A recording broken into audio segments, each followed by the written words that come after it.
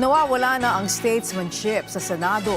Yan ang pananaw ni law professor at political commentator, Attorney Mel Santamaria, dahil sa sunod-sunod na issue sa mataas na kapulungan.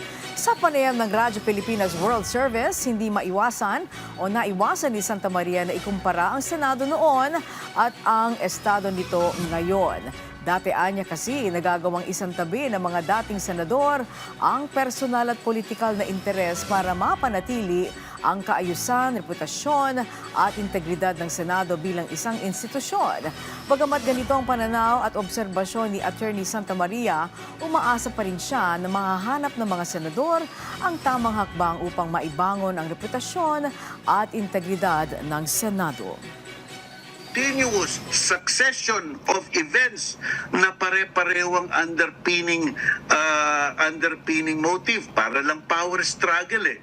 Kung ganyan ang mangyayari ang compare natin talagang napakalayo.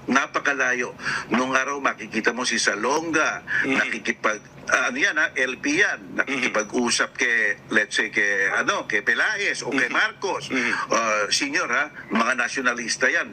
So makikipag-usap pa sila sa isang independent, si Mang Lapus. So ibig sabihin, they were civil enough to transcend their differences even on a personal level.